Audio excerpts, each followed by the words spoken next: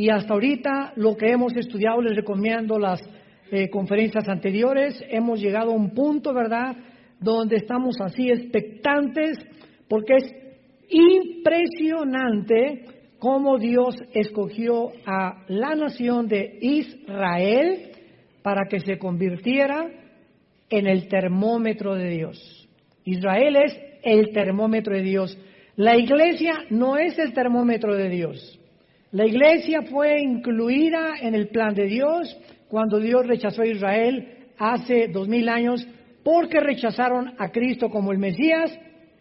Dios nos pone a nosotros porque no hay nadie indispensable en la obra de Dios, pero cuando Dios regrese a tratar con Israel, Romanos 9, Romanos 10, Romanos 11 lo explican claramente, Oseas capítulo 5, Oseas capítulo 6, Ezequiel capítulo 37, etcétera, etcétera, etcétera, etcétera, Apocalipsis capítulo 11, entonces la iglesia no puede estar aquí en la tierra. ¿Por qué? Porque a Dios le falta 7 años para terminar con Israel, que son los 7 años de la gran tribulación. Cuando Dios le dio la profecía a Daniel, capítulo 9, versículos 24 al 27, que se conoce como las 70 semanas de Israel, Dios le dijo a Daniel muy claramente, Israel se encontraba en un punto muy delicado de su historia, porque los 70 años que se habían profetizado Jeremías de que Israel iba a pasar en Babilonia, cautivo, exiliados, estaban a punto de cumplirse. Entonces Daniel se pone a orar, Señor, te pido que me digas cuál es el plan ahora, ya vamos a regresar a Israel, ¿cuál es el futuro de nosotros? ¿Seguirás tratando con nosotros? ¿Seguimos siendo tu pueblo? Etcétera, etcétera. Entonces el ángel Gabriel, que es el mensajero oficial de Dios en el Antiguo y en el Nuevo Testamento, porque es el que se le apareció a María, el que se le apareció a todas las demás personas, a José y a María cuando iban escapándose a Egipto, Gabriel le dice a Daniel, 70 semanas están profetizadas o destinadas para, escuchemos con claridad, la ciudad de Jerusalén y el pueblo judío. Los judíos, como en las clases anteriores hemos visto, tenían semanas de 7 días y tenían semanas de años. En otras palabras, dice el Salmo 90, 1 Pedro capítulo 3, que para Dios un día es como 1000 años y 1000 años como un día. Si nosotros calculamos que de Adán a nuestros días han transcurrido aproximadamente 6000 años, nos encontramos así, de que venga el Señor por nosotros. De Adán a Abraham hubo casi 2000 años. De Abraham a Cristo otros 2000 años. Y de Cristo a nuestros días llevamos 2000 años aproximadamente. Aunque estos periodos de tiempo, cuando se cambió el calendario lunar de los judíos de 360 días al calendario solar por el Papa Gregorio en los primeros siglos de la era cristiana, tenemos un calendario diferente al bíblico, porque el bíblico es de 360 días, es el lunar. Ellos rigen el calendario de acuerdo a la luna, no al sol, nosotros al sol. Y nuestro calendario se le aumentaron 5 días, minutos y segundos, 365 días. Muy bien, pero aún tomando en cuenta todos estos días que se aumentaron al calendario, más los años bisiestos, etcétera, etcétera, nos encontramos verdaderamente en el borde, ¿verdad?, en la orillita ya de que la consumación del plan de Dios para su iglesia llegue a su término. En cualquier momento, millones de seres humanos desapareceremos de este planeta.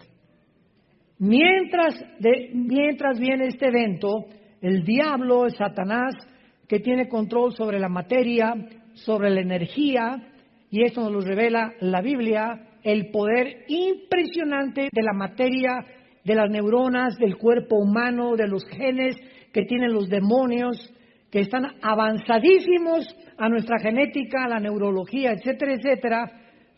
El mundo tiene que comenzar a entender que cuando desaparezcamos millones de personas, ¿qué van a contestar los científicos ateos?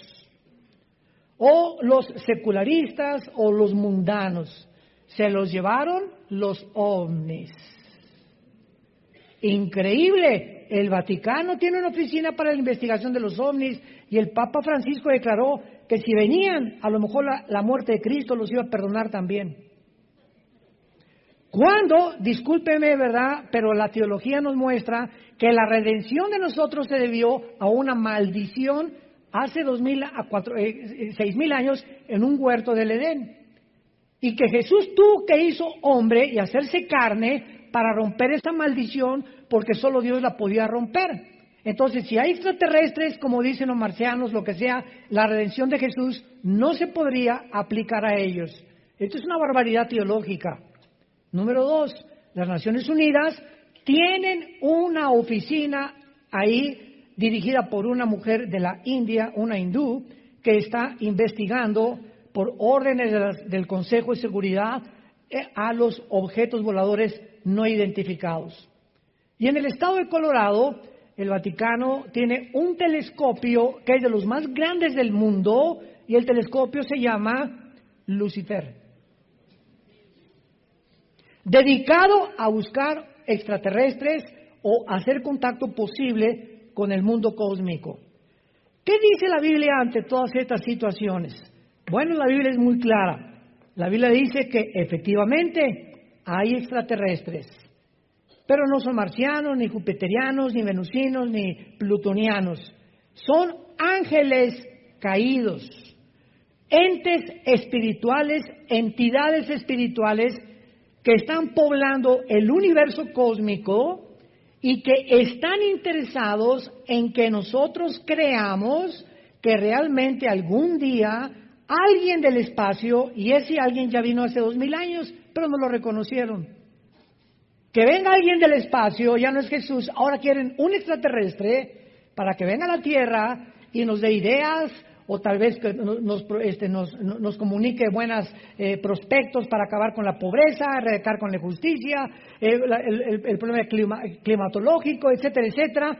Y es increíble la burbuja de utopía, en la que el mundo se encuentra, ahora sí con sueños, quién sabe de cuál fuman o de cuál se inyectan para llegar a creer que algún día el mundo mejorará con la intervención de los ovnis.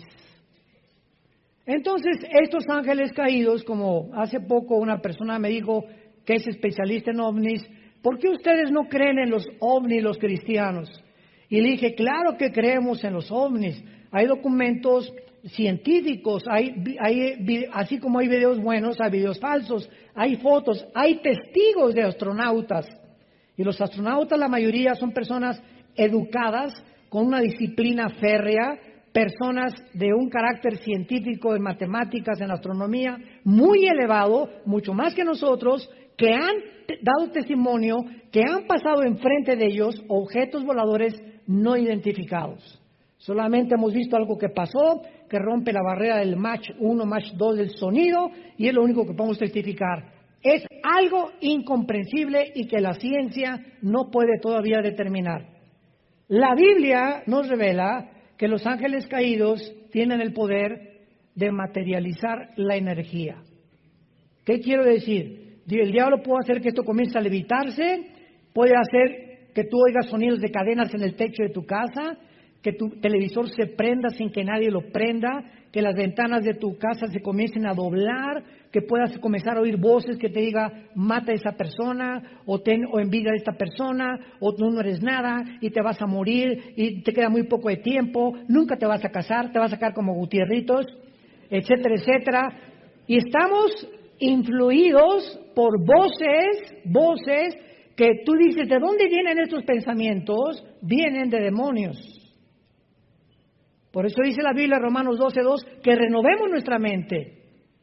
Cuando en el capítulo 7 del Éxodo, Moisés llega ante el faraón y agarra la vara que traía como una prueba de que Dios era más grande que los brujos del faraón y la avienta al piso, y los brujos hechiceros de faraón hacen y repiten el milagro de que la vara, un objeto inanimado que es de madera, se convierta también en serpientes, con la única diferencia que la vara de Moisés se comió las varas de los hechiceros.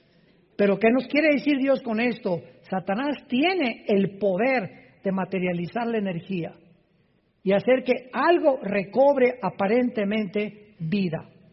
Entonces, esto es impresionante a la luz de lo que la gente trata de buscar a través del conocimiento científico. Entonces, ¿qué cosa es lo que estamos viendo en el cielo? Es real. Sin embargo, si lo quieres apuntar, los ovnis son la materialización de la energía satánica. La materialización de la energía satánica. Ellos pueden hacer aparecer un avión, un globo, pueden producirte visiones, pueden producirte lo que le llaman en Alcohólicos Anónimos el delirium tremens, que tienen los borrachos que ven objetos y ven monstruos y le llaman delirium tremens, que están tremendamente influidos por visiones o cosas que se les aparecen, que es real. Es real, son demonios. Entonces, esto que está pasando desde 1946, 2 años antes de que Israel se independizara como Estado soberano, comenzaron las apariciones de los ovnis que se han multiplicado hasta nuestros días. Ahora el mundo ya, el Vaticano, las Naciones Unidas, los medios de comunicación, cuando desaparezcamos millones de personas, tendrán una excusa para explicar, entre comillas, científicamente, por qué desaparecimos del planeta Tierra.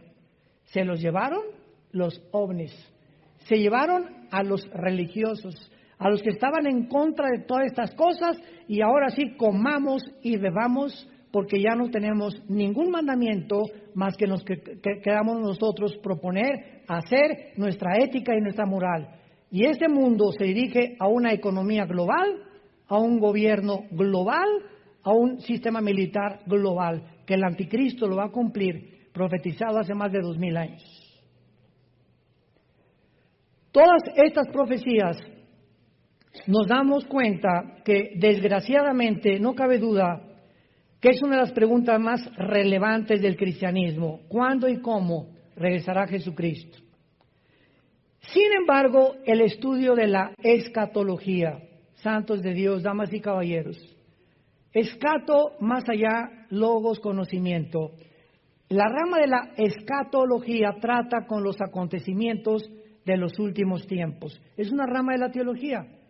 Y desgraciadamente, el estudio de la escatología ha sido muy pobre y ha dejado un vacío tan grande que ha dado una explosión de enseñanzas falsas.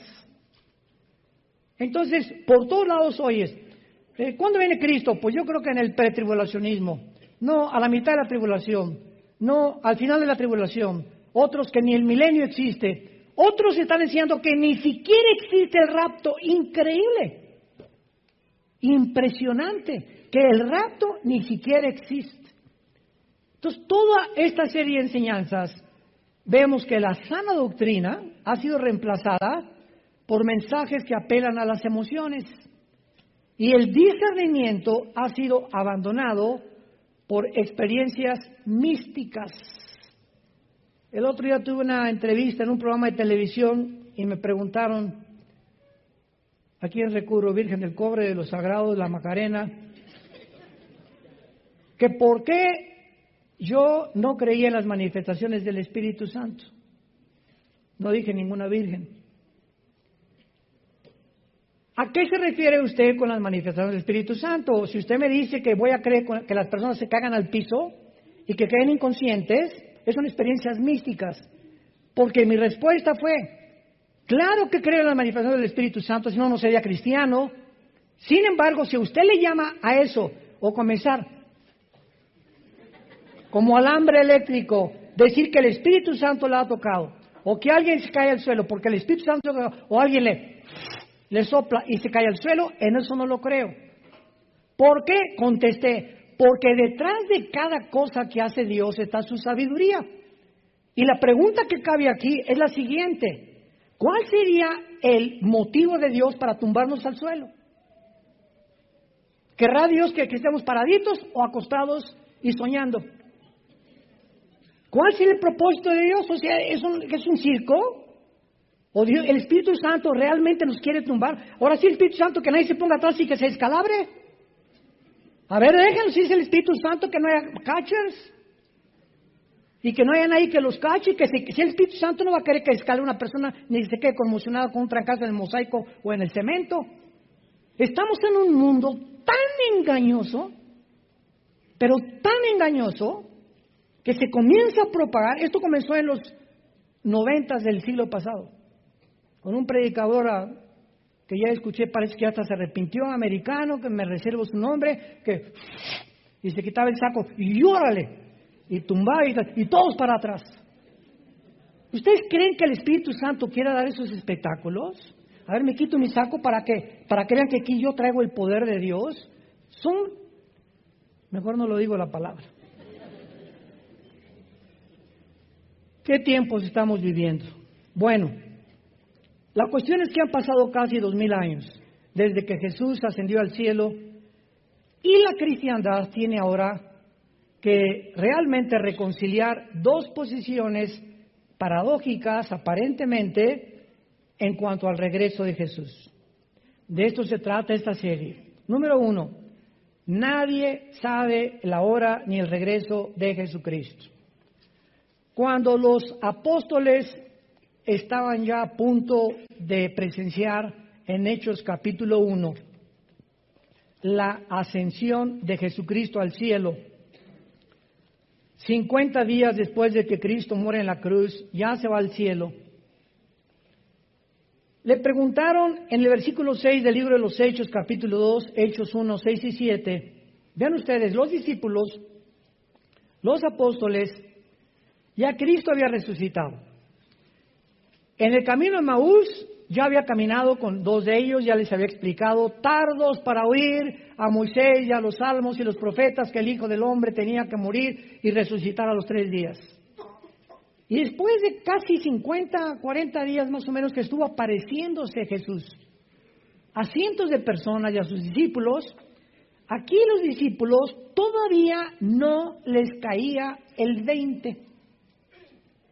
Todavía no estaba el Espíritu Santo en ellos, porque esto es antes de Pentecostés, y todavía tenían aquí zonas grises en el cerebro, y verdad que no era culpa de ellos, sino no llegaba el tiempo de la iluminación total, y le preguntaron a Jesús. Hechos 1:6, los que se habían reunido le preguntaron diciendo, Señor, vean la pregunta, ¿restaurarás el reino de Israel en este tiempo? O sea, ¿saben qué le estaban preguntando a Jesús? Seguían creyendo que el Mesías tendría que restaurar Israel, porque la profecía decía que el Mesías vendría y acabaría con los romanos, y no entendieron que primero era la muerte y después la corona. Cristo tenía que morir primero y después tenía que resucitar. Estaban interesados en el reino de Israel. Ahora, también es lógico porque a los gentiles, a nosotros, no se nos había predicado todavía el Evangelio. Entonces, ellos todavía no tenían conocimiento de la iglesia, que ya Jesús en los evangelios les había dicho, voy a edificar mi iglesia y las puertas del infierno no prevalecerán contra ella. Pero lo importante es la respuesta que les da Jesús, versículo 7. Y les dijo, no les toca a ustedes saber los tiempos o las sazones que el Padre puso en su sola potestad. A los que les interese, apunta estas dos palabras que en el original griego se tradujeron al español tiempos o sazones. La palabra tiempos es la palabra cronos, C-H-R como suena O-N-O-S. De ahí viene la palabra cronología.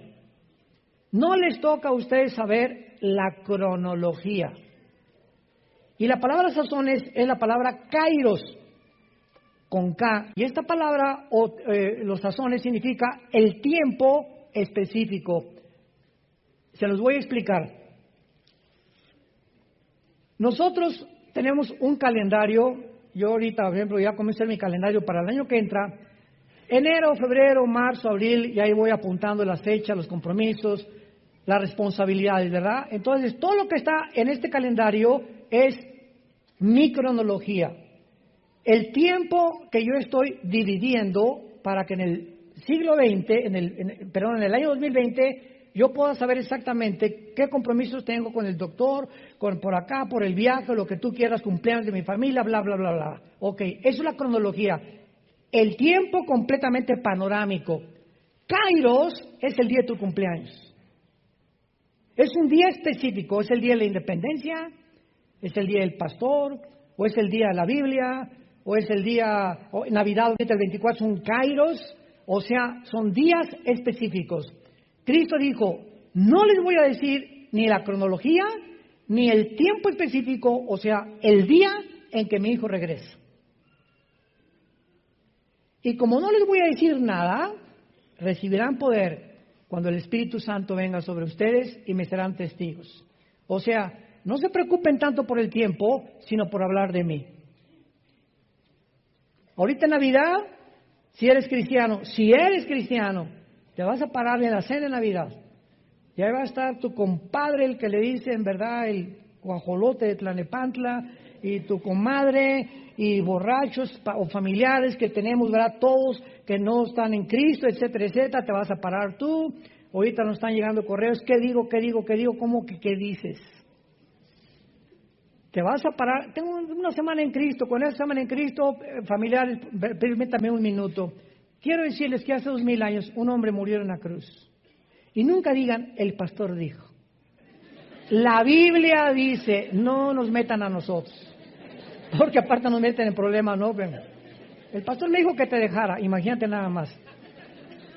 La Biblia dice que un hombre murió hace 2000 años, que fue crucificado, enterrado y resucitó a los 3 días. Es todo lo que tienes que decir. ¿Ya te lo memorizaste? Nada más. Y que si cualquiera de ustedes ahorita en esta cena que quiera invitarlo a su corazón, Él entra a vivir en tu vida. Nada más. Porque la palabra de la cruz es locura a los que se pierden, 1 Corintios 1. Y estas poquitas palabras, pero tienes que mencionar, fue crucificado, fue enterrado y fue resucitado. 1 Corintios 15, el 1 al 4, este es el Evangelio. Si tú te paras en Navidad, peace and love. Dios los ama a todos. Dios es bueno. Y Dios quiere lo mejor para todos ustedes, bendiciones. ¿No quieren aceptar a Jesús? Nadie va a entender lo que les dijiste. ¿Cuál Jesús? Yo tengo un familiar que se llama Jesús. Una señora me dijo, yo también creo a Jesús. Le dije, ¿el de la Biblia? Si usted cree Jesús de la Biblia, usted sigue al Jesús de la Biblia. Pero el Jesús que usted está me diciendo, 1 Corintios 11, del 3 al 4, dice, si alguno recibe a otro Jesús que no es el de la Biblia, o otro espíritu, no es realmente de Dios. Vean qué sutil está esta cosa. Yo creo en Dios. Pregúntale, ¿en cuál? Los hindúes tienen 6 millones. Yo creo en Jesús. ¿En cuál Jesús? ¿El de la Biblia? ¿Lo estás siguiendo? ¿Sigues al Jesús de la Biblia o te has hecho tu propio Jesús? Y lo sigues cuando te da la gana, cuando te conviene y has puesto tus 10 mandamientos sin tomar en cuenta el Jesús de la Biblia. ¿Ven cómo es la gente? Entonces tenemos la responsabilidad de ser testigos en cualquier momento y más en esta época tan importante donde los corazones están preparados para recibir a Jesucristo. Muy bien. Veamos ahora claramente que un estudio cuidadoso de la Biblia nos va a mostrar esta gran equivocación de que el rapto y la segunda venida es lo mismo, de que la iglesia va a pasar la gran tribulación, etcétera, etcétera. Es imposible que la iglesia atraviese la tribulación. En la profecía de las 70 semanas, si es en años, ¿cuántos años estamos hablando? 70 por 7. ¿Cuánto es? 490 años. Daniel, apúntale Daniel, y apúntenle todos. Los últimos 490 años que quedan de historia son para Israel. Los últimos les doy 490 años más de que yo trato con ustedes. Daniel, atención. Desde que venga la orden de restaurar la ciudad de Jerusalén, que vino en Nehemías, el libro de Nehemías capítulo 2 del 1 al 4, por el rey Artajerjes de Persia, que ahorita es Irán. Cuando se dé la orden de restaurar Jerusalén hasta que muera el Mesías, habrá 483 años, o sea, 69 semanas. ¿Me van siguiendo con cuidado? 69 semanas de años son 483 años. Y tomando nosotros en consideración esta profecía, que es la más asombrosa, que le funde los fusibles a cualquier persona que se llame matemático o físico matemático, no existe en la Biblia ni en ningún otro libro en el mundo una cronología tan impresionante para que tú puedas calcular desde que se dio la orden hasta Cristo se cumplieron exactamente 483 años. ¿Cuándo se cumplió el final de la profecía? Cuando Cristo entró en su burrito a Jerusalén, el domingo de Ramos, y a los 5 días lo crucificaron. Ahora bien, 483 años se cumplen. Al cumplirse los 483 años, Israel rechaza al Mesías. No te queremos, que la sangre, sí, que la sangre caiga sobre nuestras cabezas. Y entonces Dios cierra el reloj contra Israel y deja de tratar con ellos y se vuelve a otro grupo, a otra entidad que se llama la iglesia, que somos nosotros. Entonces, cuando los judíos, Cristo fue judío, Abraham, Isaac y Jacob fueron judíos, Judá, de donde vino Cristo, era judío, los primeros cristianos eran judíos, y los judíos fundan la iglesia. Pero ahora les dice el Espíritu Santo, ya no les prediquen más que a los gentiles, y comiencen a expandir este evangelio a todas las naciones, ya no solamente a Israel. A Israel, dice Dios, ahí lo dejo, guardadito, sentados en la banca, y no van a jugar mañana contra el América. Cuando un jugador lo pone en la banca, no significa que está descalificado, simplemente lo tiene el entrenador ahí guardado para meterlo al minuto 30, al 40, de acuerdo a la consideración física del coach y de su estrategia. Entonces así Dios ha puesto en la banca a Israel, y en el tiempo de Dios los va a meter al juego cuando nosotros seamos sacados ya de aquí. Por eso es imposible que la iglesia esté en la tribulación. Ahora bien, de 483, ¿cuánto falta para 490? 7 años. Estos 7 años son los 7 años de la tribulación, que no es para la iglesia. Gabriel le dijo, son para Jerusalén y para los santos. Entonces, Dios tiene que, en estos 7 años, sacarnos a nosotros y terminar el calendario de Israel. Entonces, Dios no ha abandonado a Israel. Romanos 9, Romanos 10, Romanos 11, Pablo lo explica claramente. Dios no ha abandonado a su nación y va a cumplir su propósito. Pero ¿cuándo va a hacer esto? Cuando la iglesia ya no esté en el mundo. Cuando seamos sacados nosotros del mundo, Dios, en estos 7 años que le faltan a la profecía de Daniel, van a ser 7 años que se van a culminar, escúcheme con cuidado, con la fiesta de Yom Kippur, o el día de la expiación. Para los que no sepan, Dios tiene 7 fiestas, que es la Pascua, la de la levadura, los primeros frutos, la Pentecostés, que se cumplieron cuando Cristo vino. 4 fiestas se han cumplido. ¿Cuántas quedan? Estas 4 se cumplieron en la primavera de Dios. Y las otras 3 que faltan se van a cumplir, las 3 que faltan entre el mes de septiembre y octubre, que es el mes judío de Tishri. Y la próxima que sigue, la quinta, es la fiesta de Tutú, Tutú. Rosh Hashanah, la fiesta de las trompetas. Y lo interesante de la fiesta de las trompetas, que es la única fiesta que no tiene día donde caer. ¿Me van siguiendo? ¿Quién podría haber puesto todo esto más que Dios?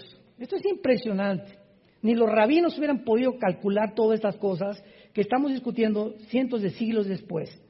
La fiesta de las trompetas puede caer en un día o en otro. Entonces los judíos agarran 3 o 4 días para hacer la fiesta de las trompetas, porque no saben exactamente en qué día cae. Todas las demás caen exactamente el 1 o el día 15 o el día 20 del mes de Tishrei. De las trompetas, ¿cuál sigue? Yom Kippur, cuando es el llamado al arrepentimiento de Israel, el día de la expiación.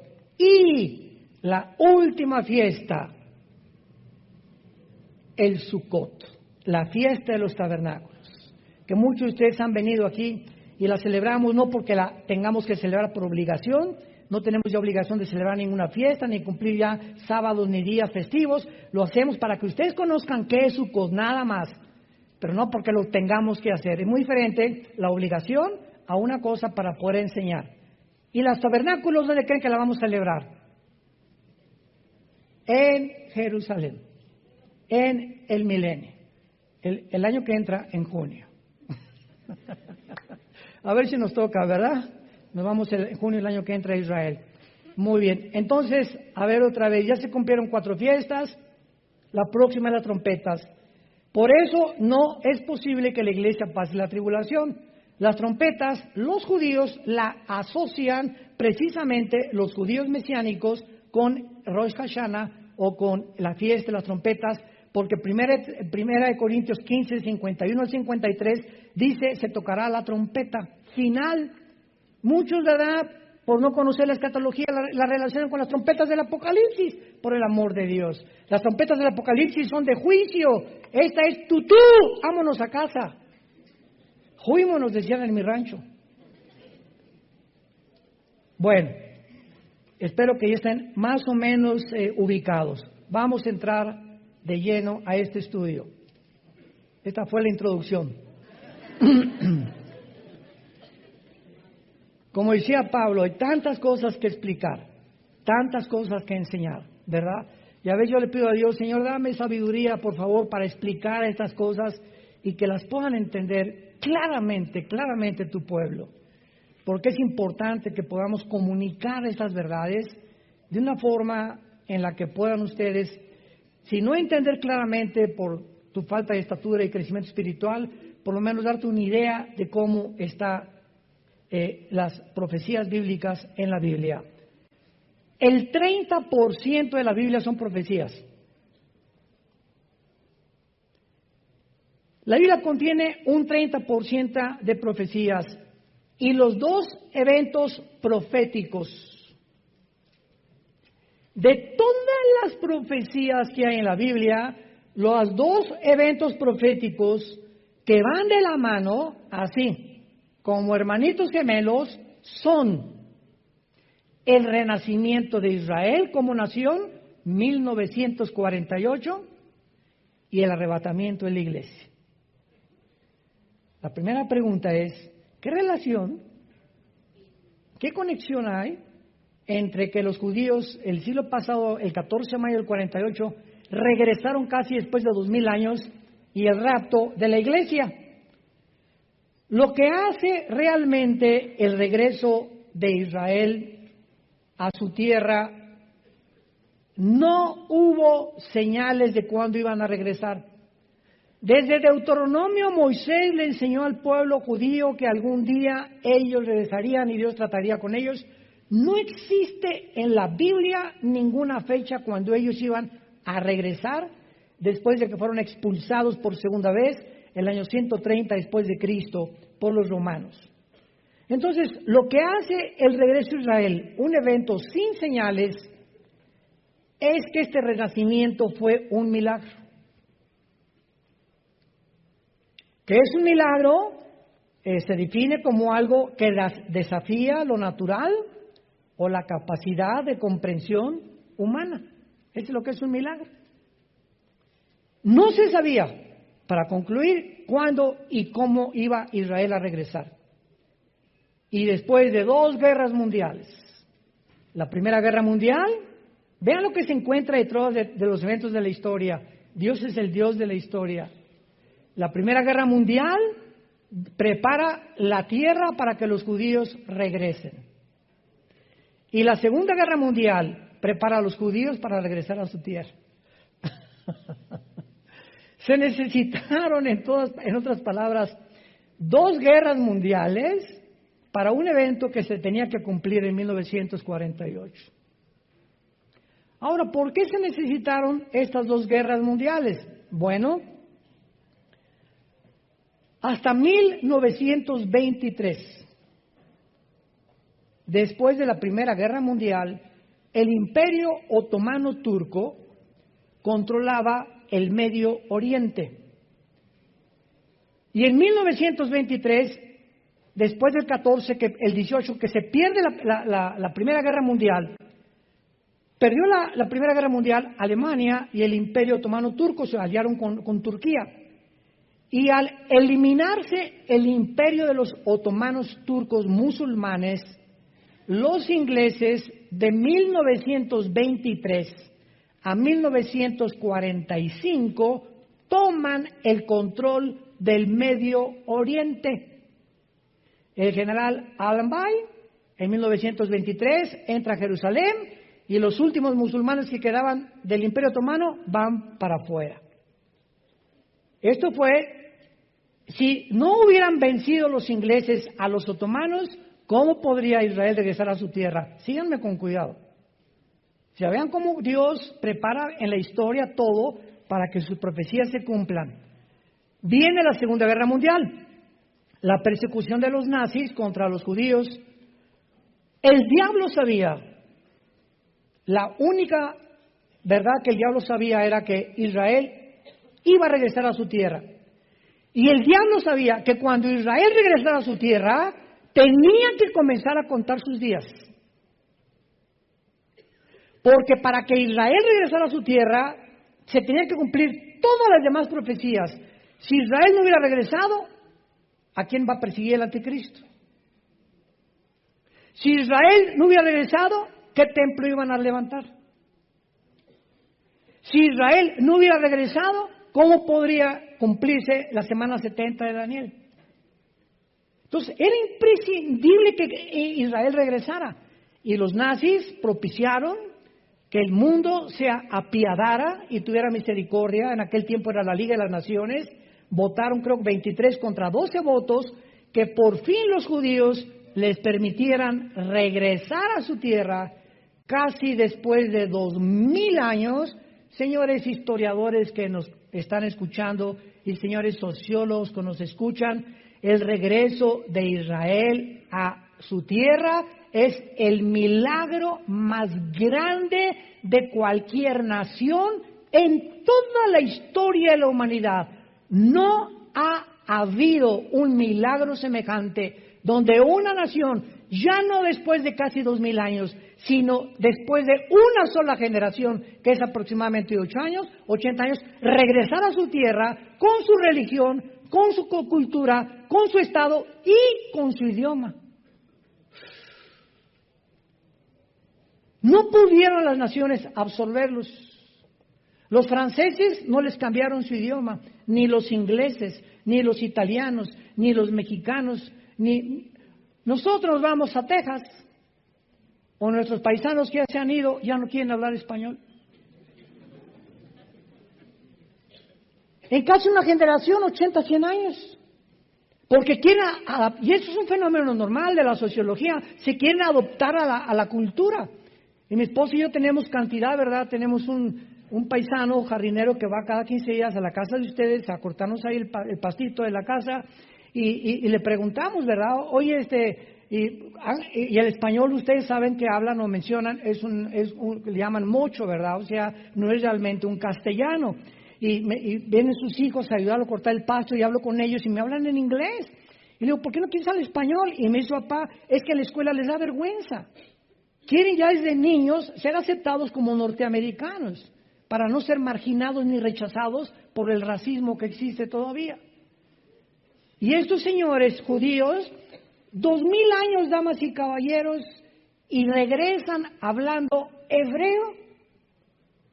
Cada niño que nacía, este es nuestro idioma, este es nuestro idioma, este es nuestro idioma, este es nuestro idioma. Es un milagro porque nunca jamás se volvió a dar en la historia ni se ha dado de la humanidad. ¿Van ustedes entendiendo por qué es tan significativo, tan importante el regreso de Israel en 1948 en la relación con las profecías bíblicas? Ahora, muy bien, esto es lo que hace este renacimiento nacional, no espiritual. Espiritual será cuando después de la tribulación se conviertan, Romanos 11, 25, 26, y todo Israel será salvo. Los que crean en el Mesías, desde luego, hasta que Cristo venga. Y ya podrán, creyendo en el Mesías, entrar al milenio junto con todos nosotros, que regresaremos con Cristo en su segunda venida. Muy bien, esto es lo que hace milagroso este regreso. Ninguna nación ha podido jamás en la historia regresar a su tierra después de haber sido dispersada nada más por más de una generación. Nada como esto ha sucedido en la historia del mundo. Veamos rápidamente esta verdad profetizada en el libro de Amós, en el Antiguo Testamento. Amós capítulo 9,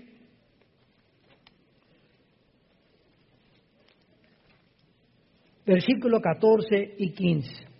Esta profecía es impresionante, sencillamente cautivadora. Ahora sí que, de veras, la persona que no quiera creer es porque no le conviene creer. La persona que esté buscando evidencias de que la Biblia es la palabra de Dios, o de que Dios existe, estas profecías, le funden los fusibles a cualquiera. Voy a leerles una profecía que fue escrita hace 2600 años. ¿Cuánto? ¿Por Walter Mercado? ¿Por Nostradamus? ¿Por los astrólogos? ¿Por los profetas hebreos? Vean lo que dice Amós 9, 14 y 15. Y traeré del cautiverio a mi pueblo Israel. Edificarán las ciudades asoladas, número 1, las habitarán, plantarán viñas y beberán el vino de ellas, harán huertos y comerán el fruto de ellos, pueblos...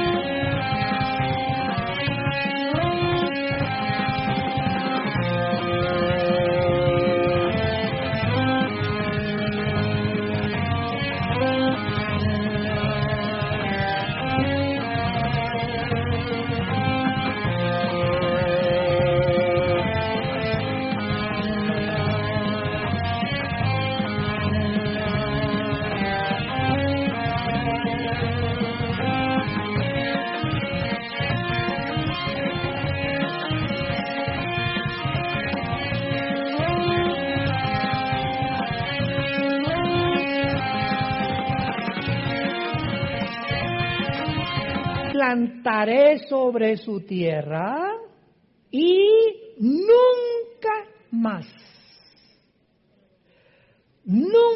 más serán arrancados de su tierra que yo les di, ha dicho Jehová Dios tuyo. Pongan los que les interese y trajeron su Biblia y no el periódico. Pon ahí junto a ese versículo 14 de mayo de 1948 se cumplió esta profecía. Traeré del cautiverio a mi pueblo Israel. Número 2. Esta profecía dice, todo esto es insólito, que cuando ellos regresaran iban a edificar e iban a plantar viñas. Cuando los judíos regresaron en 1948, el día 14 de mayo, y nombraron a David Ben Gurión, el primer ministro de Israel, estaba Israel, toda la tierra de Israel seca, sin flores ni árboles, no había nada. Para 1950 al 52, en casi 4, 5, 6 años de que regresaron, plantaron más de 6 millones de olivos. En una de las obras de la ingeniería hidráulica más portentosa desde una de las 7 maravillas del mundo, que fueron los jardines colgantes de Nabucodonosor en Babilonia. Una de las 7 maravillas del mundo fueron los jardines de Babilonia, que todavía cuando vivía Saddam Hussein dijo, le doy $1 millón al que pueda imitar los jardines de Babilonia en Irak. Nadie lo pudo lograr. Y nadie entiende cómo los judíos hayan podido. Tú vas ahorita a Israel y tienen más de 16 millones de árboles. Los que hemos viajado a Israel siempre llegamos a Tel Aviv, ya sea de Roma, de París o de cualquier lugar del mundo, México, donde tú le quieras ver. Pero cuando estamos en Israel o vamos a Jordania o vas a Egipto y vuelas y pasas así por el avión, ves Jordania seca, seca, seca, seca, Egipto seco, seco, seco, Líbano seco, seco, seco, Siria, Siria seca, seca, seca, y llegas y haz de cuenta que llegas a un jardín. Y es exactamente para compararte cuando cruzas de Texas a México.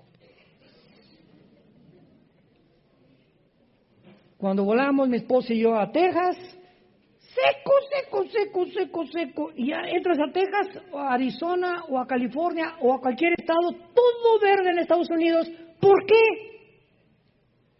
¿Por qué esa grande diferencia? Todo ordenado, todo se respetan a la autoridad, etcétera, etcétera.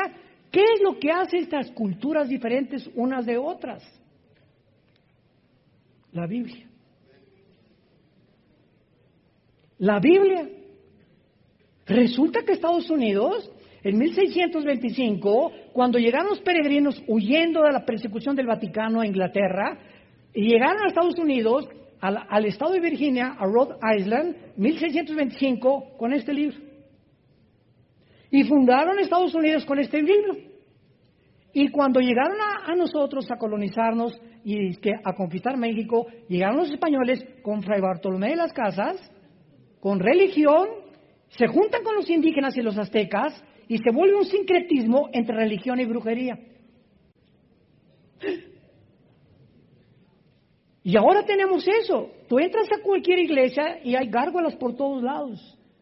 Incienso, y esto, y misticismo, y por acá, y por allá. Me acuerdo que había una bruja llamada Doña Pachita, tu madrina. Es broma. Y me acuerdo que mi hermano Alejandro, ¿verdad? Él fue el que me dio a Cristo, es el director del ITI. Mi hermano Alejandro fue hippie. Tenía su pelo hasta acá y peace and love, ya saben cómo era la época de los 60, 70, ¿no? Y él me dice que fue a ver a Doña Pachita, allá a Oaxaca, y a probar los hongos alucinantes. Mi hermano, gracias a Dios, que quedó bien, normal después de todo. Lo salvó Cristo, ¿verdad? Y restauró su mente y todo. Pero me platicaba, ¿verdad?, que cuando experimentaron con estos hongos alucinantes, una de las cosas que Doña Pachita tenía a San Juan Bautista, tenía a Cristo, tenía vírgenes, tenía a Nostradamus, tenía a todos. O sea, dentro de la brujería tienen sus vírgenes, tienen esto, tienen el otro, pero también tienen a sus brujos y a sus chamanes. Entonces, ¿cómo puedes reconciliar la mezcla del ocultismo con la luz? Ahorita comienza ya a despejar tu mente y a darte cuenta que esto es incongruente, pero que por resultado de la ignorancia de este libro, pues las naciones caen en lo que la mayor parte han caído. Como se acuerdan del chiste que les conté ayer en el desayuno, el Día de Muertos en México. Llega la India María con su olla de mole y se sienta junto a su muertito. Y llega también la señora Pompidio con su ramo de arroz. India bruta, ¿cuándo crees que va a venir tu muertito a comerse el mole? Y le contesta a India María, cuando venga el suyo por las flores. tanto ricos como pobres, viven una ignorancia, un paganismo, ¿verdad? Que la Biblia nos quita las vendas y nos da la luz y de saber que un cristiano no regresa nunca al panteón. Porque Jesús dijo que es la resurrección y la vida y no hay más que gusanos y huesos. Tu muertito no se va a comer el mole, ni tampoco las flores las va a oler. Pero eso lo hacemos cuando ignoramos qué se encuentra detrás de todo, las fiestas y las cosas que nosotros, por tradición, porque es una tradición nada más, hacerlo. Bueno, y finalmente, vemos aquí en esta profecía de Amós que estamos estudiando, para terminar, que plantan los judíos casi 6 millones, cumpliéndose el versículo 14, y en el versículo 15 culmina esta profecía. In fields of time where memories grow, there smiles the sun and I, the shadow of the river's steady flow, winding through the highs and lows. We build our days, brick by humble brick, through moments quick, or times that stick, of the flame that won't be nicked by storms or doubts or midnight's trick. Oh love, the funniest thing, it makes us laugh, it makes us sing, from morning's breath to night's last cling, love's the tune our hearts do bring.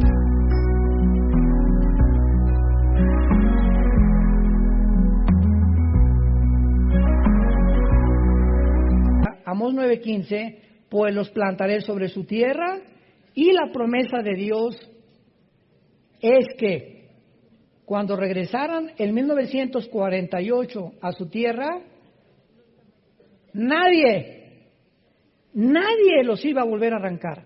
A pesar de ser así una minoría, asombraría al mundo el sistema de defensa que iban a desarrollar, que hasta el siglo XXI Israel tiene los mejores pilotos del mundo, más que los MiG rusos y los F-35 que tienen ya los americanos y que los ingleses. No hay aviación como Israel ahorita. No hay tecnología en armas y en internet y en la cibernética como lo que han desarrollado los judíos. Llegaron los judíos el 14 de mayo a las 5:30 de la mañana del día 15 de mayo. Los atacaron 4 naciones árabes. Se fueron contra ellos. Vino 1952, 54, los volvieron a atacar. Y para terminar con la guerra milagrosa de los 6 días, del 1 al 6 de junio de 1967, donde se juntan todas las naciones árabes dirigidas por Gamal Abdel Nasser, el presidente de Egipto en aquel tiempo, reúne a los jerarcas de Jordania y a toda de Egipto, de Siria, de Irak. Exterminemos a los judíos, echémoslos al mar Mediterráneo. ¿Saben ustedes lo que pasó en la guerra de los 6 días? Ahorita somos como 2,000 personas en este auditorio. Dentro de las leyes de las probabilidades, señores matemáticos, si tuviéramos nosotros 100 rifles y nos rodeara ahorita un ejército de 1,000,000 de soldados, somos 2,000, ¿cuántas probabilidades tendríamos de salir vivos? 10 a la 12ª potencia. Imposible. Son las mismas probabilidades que tenían los judíos en comparación con su armamento, sus tanques y sus aviones, de salir vivos de esta guerra. El general Schwarzkopf compra su libro, su biografía, que fue un cadete de West Point y dirigió la invasión, no la invasión cuando sacaron a San José en 1990-91 de la guerra del Golfo Pérsico. El general Schwarzkopf dijo en su libro: yo soy un militar, tengo casi 80 años de edad, se murió hace algunos años. Nunca ni las falanges de Alejandro el Magno, ni Napoleón Bonaparte, ni los Pirineos de Aníbal, no conozco ningún ejército que haya podido sobrevivir ni la estrategia que tuvieron los judíos como la guerra de los 6 días. ¿Qué pasó? Al segundo día que se juntaron, un sargento israelí interceptó un mensaje de un sargento iraquí de la invasión. ¿Saben lo que hicieron los judíos? En el segundo día se subieron a 6 aviones. Se elevaron hacia el cielo y comenzaron a las 4:30 de la mañana del día tercero. Acabaron con toda la aviación de los egipcios. Se fueron sobre el aeropuerto de Jordania. Total que en el quinto día, los ejércitos enemigos no tenían un solo avión. Ellos controlaban el aire. Y controlando el aire, controlaron la tierra. Cuando controlamos la oración, controlamos lo de abajo. Todo tiene una relación con el mundo espiritual. Esto es asombroso. Son como las guerras de Josué, ilustran cosas espirituales del Nuevo Testamento. Bueno, total que ya los tanques arrasaron. En el sexto día, los judíos estaban en el Sinaí. Habían entrado a Egipto hasta el Sinaí. Habían conquistado las colinas de Golán. El año que entra las vamos a visitar cuando nos vamos al barco. Y habían conquistado la Franja de Gaza y el Banco Oriental en 6 días. ¿Saben por qué acabaron en 6 días? Porque el séptimo tenían que descansar. Hasta con eso. No hay coincidencias, de veras, esto es asombroso, ¿verdad? Este es el Israel de Dios.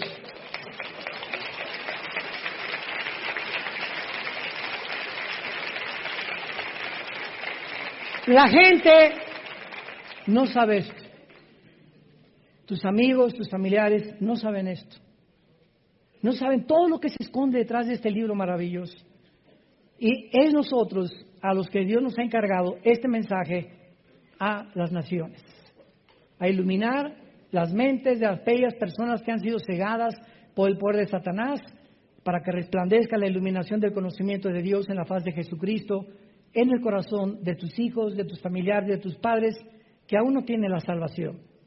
Sea un testigo fiel hasta la muerte y permanece en la esperanza a la que Dios nos ha llamado a todos nosotros hasta el final, para nunca tener de qué avergonzarnos. Te damos gracias, Padre, por esta serie, Conociendo el fin de los tiempos.